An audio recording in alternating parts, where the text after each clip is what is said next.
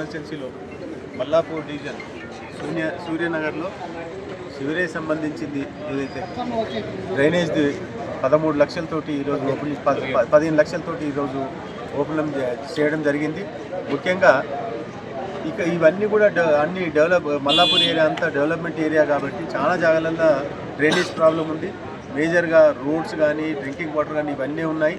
నేను అన్ని ఆఫీసులలో నెంబర్ తిరిగి వాళ్ళందరికీ దండం పెట్టుకుంటా నేను ఇవన్నీ కూడా శాంక్షన్ తీసుకురావడం జరుగుతుంది.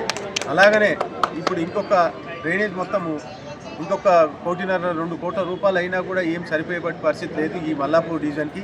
కాబట్టి మేమందరినీ కూడా జిహెచ్ఎంసీ కమిషనర్ గారిని అలాగనే వాటర్ వర్క్స్ ఎండీ గారిని వీళ్ళందరినీ కూడా రిక్వెస్ట్ చేయడం జరుగుతుంది. మా ఏరియాలో ఎందుకంటే ఇదంతా అప్కమింగ్ ఏరియా, ఇదంతా కూడా అప్కమింగ్ ఏరియా మల్లాపూర్ కానీ ఈ ఉప్పల్ కాన్స్టిట్యున్సీ అంతా కూడా మేమందరినీ కూడా వాళ్ళని రిక్వెస్ట్ చేయడం ఏంటంటే ఈ ఏరియాలో డెవలప్ అవుతుంది, వాళ్ళన్నీ ట్యాక్సులు పే చేస్తున్నారు, అన్నీ చేస్తున్నారు, వాళ్ళకేమో సరైన ఎమ్యూనిటీస్ లేవు, వాళ్ళకు డ్రైనేజ్ లేదు, సరిగా రోడ్స్ లేవు. ఇవన్నీ కూడా ఆఫీసర్ల దృష్టికి తీసుకొని పోయి అలాగనే మంత్రుల దగ్గరికి తీసుకొని పోయి వాళ్ళందరినీ కూడా రిక్వెస్ట్ చేయడం జరుగుతుంది. వాళ్ళ ద్వారా వర్కులు వస్తూ ఉన్నాయి, ఇంకా కూడా వస్తాయని చెప్పి కోరుకుంటున్నాను. Thank you.